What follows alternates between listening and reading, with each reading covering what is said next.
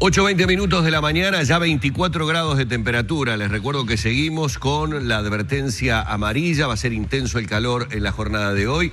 Será intensa también la temperatura y la sensación térmica en la jornada de mañana jueves. Allí es donde el INUMED va seguramente a ajustar su pronóstico, porque la advertencia va hasta el mediodía del día de mañana y supuestamente ya tendremos lluvia el viernes, lo que haría bajar la temperatura. Bueno, recibimos con mucho placer al senador Pablo Mieres, que no se podrá quejar, lo recibí con una buena noticia. Sí, buenos claro. días, ¿cómo le va? ¿Qué tal? Un gusto. Un poco tardía, pero bueno. Bueno, Sí. pero lo importante es que se avance, Sí. es que se avance en el tema. Usted no tiene tan buenas noticias, porque hace muy pocas horas atrás leí algunos títulos. El Partido Independiente analizaba la posibilidad de una nueva denuncia Sí. vinculada con ANCAP. Y digo, obviamente que no es una buena noticia, más allá de que es entendible el trabajo que debe realizar el legislador, y si entiende que existe algo que debe denunciarse, hay que hacerlo, pero es mala noticia para todos los uruguayos. Para todos, para nosotros también. O sea, ojalá no tuviéramos que hacer ese tipo de planteamiento, lo digo con total honestidad. Ojalá hubiera buenas noticias en el sentido de un buen funcionamiento. En este caso estamos hablando de la empresa ANCAP.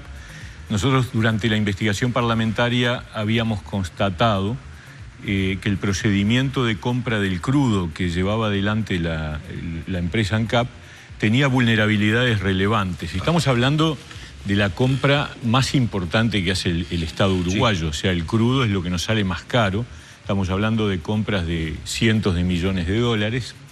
Y lo que descubrimos en el análisis de la investigación, estamos hablando de un año atrás, lo pusimos en el informe final que presentamos al Senado, era que el procedimiento, a diferencia de lo que ocurría en el pasado, donde había una serie de mecanismos de seguridad sobre el conocimiento de las ofertas, este es un tema muy sensible, se llama a ofertas de compra de crudo, ese llamado se hace por unas horas, el precio del crudo sube y baja, como se sabe. Distintos oferentes presentan sus ofertas, vence el plazo, se comparan y se elige y allí se compra. Eso estaba rodeado de un conjunto de operaciones de seguridad propios de una época anterior, vinculado con un mecanismo de fax.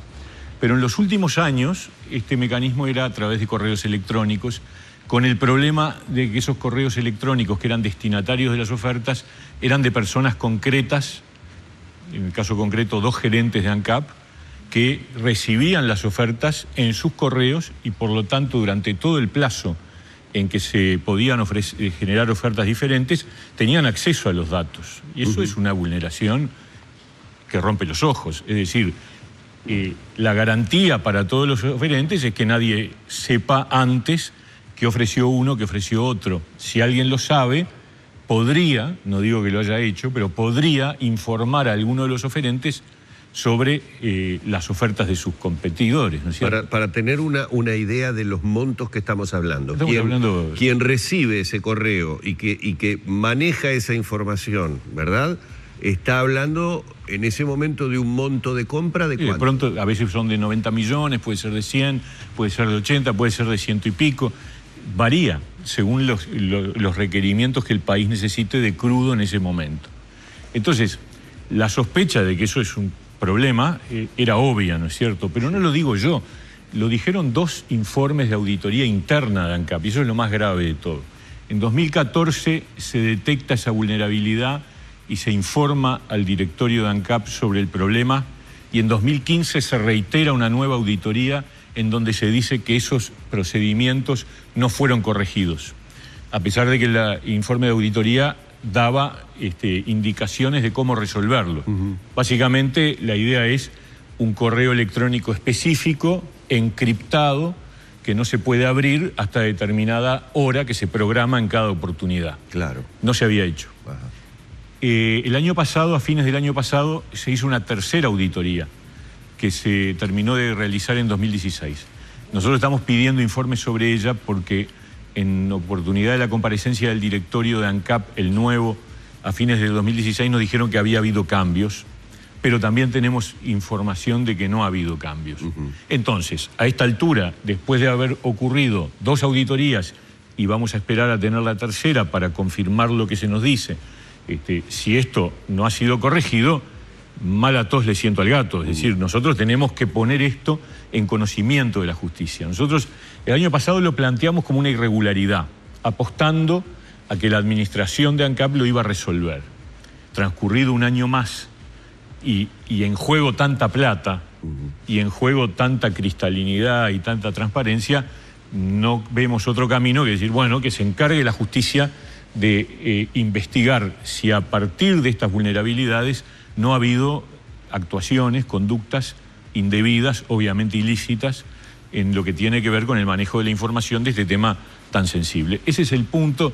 Nos hubiera gustado que este tema estuviera resuelto, pero lamentablemente ante la continuidad de esta problemática vamos digamos, agregar, ampliar en la denuncia penal este elemento que no fue incorporado en la primera etapa, aunque sí fue advertido en el informe parlamentario, ¿no? Es decir, ya fue advertido, Totalmente. no incorporado como va a ser ahora. No, porque nosotros no teníamos pruebas de que hubiera habido ilícitos, ni digamos, sospechas sí, porque no entendíamos por qué se vulneraba ese procedimiento. Ahora, la continuidad es una omisión de la administración en resolver un problema que eventualmente por lo menos no da garantías de que las cosas se hagan en forma transparente. Y senador, ¿se le puede pasar por alto a un jerarca, a un presidente o presidenta del ente una observación de esa naturaleza de una auditoría? Es lo que no entendemos, es lo que nos llama la atención y al final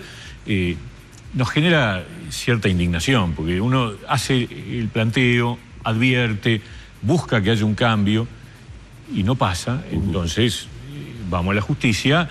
Acá se ha hablado mucho de parte de gente del Frente Amplio de la judicialización de la política. El problema es que cuando uno entiende que hay hechos o conductas que tienen visos de ilicitud, no puede, tiene que mandarlo a la justicia. Porque uno no puede juzgar. Yo no puedo decidir, bueno, acá hubo ilícitos o no. Claro. Usted tampoco, nadie. En realidad es la justicia la que lo tiene que hacer. Entonces cuando se habla medio peyorativamente, como si lo que se tratara es de llevar lo político al plano judicial de manera indebida. No, acá cuando uno manda...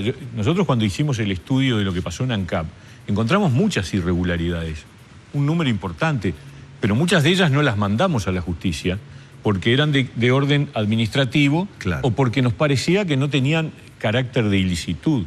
Nosotros consultamos con penalistas antes de decidir qué iba a la justicia. Entonces acá no es, la judicialización de la política no es tal. Lo que se judicializa es aquellos actos que dentro de la actividad política puedan tener visos de ilicitud, es decir, de comisión de delitos. Y ahí sí, como funcionarios públicos, no solo podemos, estamos obligados por la Constitución a hacerlo presente a la justicia, porque si no estaríamos omitiendo un deber de responsabilidad, ¿no? A veces queda una sensación de que el Estado y muchísimos de sus entes, de sus reparticiones, de sus ministerios, son como un gigantesco colador.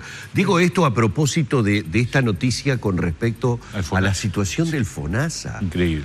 Yo ayer, cuando dábamos el adelanto y apenas conocíamos los primeros indicios de la noticia, uno lo primero que se pregunta es, ¿y los controles? Sí. Y todos esos funcionarios que tenemos que supuestamente son para... O sea, todos esos funcionarios que a veces al ciudadano común nos dificultan tanto un trámite absolutamente tonto, y que para este tipo de cosas terminan diciéndome, no, pero la estafa puede ser millonaria en dólares. Este caso que plantea usted de lo de ANCAP, inmediatamente a uno le hace pensar, pero ¿por cuántas personas pasa algo así como para que no haya una advertencia, decir, hey, esto lo tenemos que arreglar porque amerita pensar algo que no debe pensarse, no debe ser así? Totalmente de acuerdo, es como que como que en la administración muchas veces cuelan los mosquitos y dejan pasar los elefantes, como lamentablemente es el dicho, ¿no? Y yo creo que lo de FONASA es particularmente grave, porque además se suma al brutal déficit que FONASA exhibió a fines del año pasado y que fue mayor del esperado. Claro, si ocurren este tipo de episodios que todavía no sabemos cuánto va a cuantificarse, pero que puede ser una cifra millonaria en dólares, es lo que se está evaluando. Es muy grave que se hayan liquidado mal los seguros de enfermedad del sector de la construcción, que le han reportado al BPS unas pérdidas muy importantes. Es muy grave que el gasto en seguros de enfermedad, en el BPS se haya multiplicado por 4 en los últimos años. Y lo que es más grave, Humberto, es que nadie paga al final. Es decir, esa es la sensación, se hacen las denuncias, aparecen las cosas. ¿Y dónde están los que tenían que controlar, los que tenían que responder, los que tenían que... Incluso en el tema ese del cambio Nelson, también hay una pregunta que corresponde hacer al Estado, que es ¿cómo llega a una situación de ese tipo un cambio que está bajo control de un organismo, en este caso del Banco Central? El Banco Central dirá no lo podíamos controlar porque estaba fuera de nuestras potestades. Bueno, hay una superintendencia de instituciones financieras que tiene bajo su control a bancos y a instituciones cambiarias. Y de repente nos encontramos con que cerró el cambio y dejó adentro un montón de gente, algunos incluso de manera negra, y toda esa operativa negra funcionó todos estos años a la luz de una administración que por otro lado está mostrando o pretende decir que son estrictos, enérgicos, de que a todos nos controlan por todos lados, y resulta que pasan estas cosas. Entonces, uno siente que el Estado es un poco un colador, que ha habido una pérdida de reflejos en el control en general del funcionamiento del aparato estatal, y eso conlleva un riesgo que yo espero que hay que revertir, que es el riesgo de que la gente descrea del sistema político, que le pierda confianza, que pierda credibilidad, y eso es muy peligroso. Yo creo que es muy importante que nosotros desde el sistema político, y acá no estoy hablando de partidos, estoy hablando de todo el sistema político y de todos los partidos, mandemos señales muy claras de que queremos actuar de otra manera, porque esto si no se convierte en un rechazo de la gente que tiene fundamento, que tiene justificación. Por eso, por ejemplo, para decir también las buenas, en la comisión especial que se formó en el Senado el año pasado y que está trabajando ahora de financiamiento de partidos, estamos buscando un acuerdo sobre reglas de juego del control del financiamiento partidario mucho más exigentes, mucho más enérgicas, mucho más firmes, justamente para dar señales de que queremos evitar estas cosas que muchas veces golpean la transparencia, golpean la cristalinidad. Lo comentábamos recién y yo se lo decía a Danilo, las repercusiones que ha tenido el caso Sanabria en lo político, porque obviamente ya desde determinadas filas se ha acusado que el empresario había sido uno de los principales aportantes, si no el principal aportante a la campaña de Cardoso. Queda el clima enrarecido, pero como recordé yo, ojo al gol, son los partidos políticos todos los que tienen que ponerse de acuerdo y decir, bueno, vamos a darle cristalinidad a esto porque es la manera de quedar libres el día de mañana de determinado tipo de suspicacia. Por supuesto, y todos tenemos los riesgos, todos. No hay ninguno que pueda escupir para arriba. Obvio. Todos podemos tener mañana un lío de estos. Yo escribí una columna esta semana hablando justamente de dos casos en el mismo partido, que son extremos. Achugarri, recientemente fallecido, que es lo mejor de la política, y es también del Partido Colorado, ¿no? Entonces, nadie está libre de lo mejor ni de lo peor, y tenemos que controlar lo peor para que no nos ocurra a los uruguayos, al sistema político, pero también a la sociedad uruguaya. Pero, senador, también las señales a veces vienen equivocadas desde el sistema político, pero a veces el sistema judicial, a donde recurre muchas veces el político, como usted decía recién, porque evidentemente espera la respuesta de la justicia para decir yo puedo prejuzgar que sea una investigación judicial, genera también determinado tipo de suspicacias. Y tengo que volver al tema ANCAP, y tengo que volver a lo que en definitiva fue una renuncia o un pedido de traslado, que dejó hasta el propio sistema judicial sorprendido. Sí, la verdad que generó un impacto, generó preocupación. Yo creo que hubo reacciones todas muy pertinentes que nos terminaron dejando tranquilos. Y lo quiero decir también con claridad. Primero, la reacción de los que fuimos denunciantes, esto es, legisladores de distintos partidos, en señalar con mucho énfasis y con mucha energía la preocupación de que haya un cambio, no un retiro, no una renuncia, no un problema de fondo que hace inhábil al fiscal, sino un pedido de traslado a una semana de que comenzaran las actuaciones por ANCAP, que además venían muy demoradas. Entonces salimos a marcar fuerte, y también, vamos a decirlo con claridad, la respuesta del fiscal de Corte fue una respuesta rápida, Y fue una respuesta que nos dejó tranquilos. El fiscal subrogante, el que pasó a ocupar el lugar, es una persona que es merecedora de confianza, de respaldo, y la velocidad con que se realizó el cambio, que incluso permitió que no se prorrogaran las audiencias que estaban previstas, o sea, el procedimiento siguió. Yo creo que hay que decir también esas cosas buenas. Yo confío en la justicia, creo en los jueces y en los fiscales de este país, y obviamente es una justicia lenta, es una justicia muy burocratizada, que seguramente a partir de la vigencia del nuevo Código de Proceso Penal va a ser mucho más rápida, pero nos da garantías, y lo digo con satisfacción. Y por eso uno hace las denuncias cuando les parece que hay sospechas, y confiando en que el veredicto de los jueces es el veredicto definitivo. Usted me va atando los temas y me va llevando, porque me habla de que la justicia será más rápida y uno tiene que transformarlo en pregunta. ¿Será más rápida la justicia? ¿Hay un problema de por medio todavía con sentencias judiciales favorables, con un tema de salarios que está complejo? Hace 24 horas atrás decíamos que trabajadores judiciales analizan hasta la posible denuncia del Poder Ejecutivo frente a la OIT por el incumplimiento, y ya hemos escuchado a importantísimos operadores judiciales decirnos, bueno, esto podría llegar a retrasar la puesta en marcha del nuevo Código de Proceso Penal. Sí, el Código de Proceso Penal, el nuevo, el que va a regir a partir del 17 de julio de este año, en condiciones de funcionamiento normal del Poder Judicial, va a garantizar un proceso penal mucho más rápido. Eso es real. Eso es real. Eso es un dato que surge de analizar las características del proceso. Ahora, claro, si eso ocurre en el medio de un gran conflicto, una gran movilización sindical que no va a poder funcionar con fluidez. Eso me parece que... Pero son dos temas distintos. El segundo tiene que ver con un viejo problema que se lo compró el Poder Ejecutivo de la época, y el Poder Legislativo también, porque se aprobaron leyes que generaron un derecho que no estaba pensado que se generara, pero que se generó. Y ahora que está generado hay que apechugar.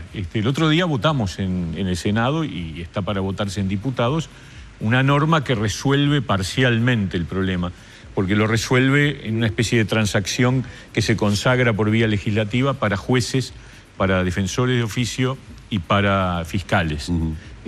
No se resuelve porque las asambleas respectivas de funcionarios judiciales y de actuarios dijeron que no, para la gran mayoría de los funcionarios judiciales. Entonces, ahí el gobierno tiene otra vez el problema arriba de la mesa, tendrá que buscar una nueva transacción, una nueva negociación, pero indudablemente entramos en un lío grande de hace 4 o 5 años, donde hubo errores legislativos importantes, y ahora es necesario resolverlo de manera satisfactoria para las partes, lo cual yo creo que al final implica una transacción, porque es una cuenta muy, muy abultada para un Estado que tiene problemas de recursos, de déficit fiscal, problemas serios de equilibrios macroeconómicos que tiene que manejar con cuidado, ¿no? Senador, tengo que ir cerrando, pero quiero algunas respuestas concretas volviendo al tema ANCAP. ¿La denuncia sería presentada? ¿Está confirmado? ¿Y sería cuándo? Estamos esperando ese informe de auditoría, porque queremos tener todos los elementos, y una vez que esté pronto, inmediatamente lo agregaríamos a la causa que se está siguiendo en el juzgado de crimen organizado. La otra pregunta, lo vi ayer en una nota en Subrayado, con un proyecto de ley que tiene que ver con el tema de los intereses en tarjetas de crédito. Sí, en realidad lo que nosotros estamos planteando es respondiendo a una situación complicada para los pequeños comerciantes, que es que la promoción del uso de tarjetas de crédito ha generado, por parte de los emisores de tarjeta de crédito, un trato diferencial según qué comerciante se trate. Los emisores de tarjeta de crédito cobran a los comerciantes el arancel, es una especie de comisión por el uso de la tarjeta. Es el cobro de su oferta, de su servicio. Está bien. Claro. El tema es que los aranceles tienen una variabilidad muy grande según se trate de comercios grandes o de comercios chicos. Lo que nosotros presentamos como proyecto de ley es acotar la banda de diferenciación. Yo no niego que, porque es la regla del comercio, que si uno tiene un cliente importante, le haga un precio mejor que a un cliente más chico. Lo que no puede pasar es que esa variabilidad sea de una magnitud exorbitante. Y esto está en línea con lo que vienen planteando los centros comerciales del interior del país, los pequeños comerciantes en distintas partes. Pero nosotros lo que establecemos es que la banda de diferenciación entre lo que se le cobra al que se le cobra menos y lo que se le cobra al que se le cobra más no pase de 2%. Actualmente, según los sectores de actividad, pero hay sectores donde están 4, 5, 3. Bueno, reduzcamos la banda y démosle a los pequeños comerciantes unas garantías de funcionamiento para que el ingreso al mundo electrónico, de los pagos electrónicos, no sea gravoso para los propios comerciantes, ¿no? Le queremos agradecer mucho, senador. La última pregunta me la trajo usted también con la mención del doctor Achugarri, porque es algo que, la verdad, usted ha venido en unas cuantas oportunidades arriba. Gente siempre me ha quedado como una pregunta que podría ser más de tipo personal, pero creo que es perfectamente compartible con toda la ciudadanía. Veíamos una respuesta del sistema político frente al fallecimiento del doctor Achugarri, en donde todos de alguna manera reconocieron sin ningún tipo de dudas el importantísimo aporte que realizó en un momento crítico del país. Y sabe que de alguna manera me venía a la memoria el doctor Hugo Batalla. Y siempre me he preguntado si el sistema político no ha sido injusto con el doctor Hugo Batalla. Buena, muy buena pregunta. Dos personas por las que yo tenía un gran afecto, un gran aprecio, y en común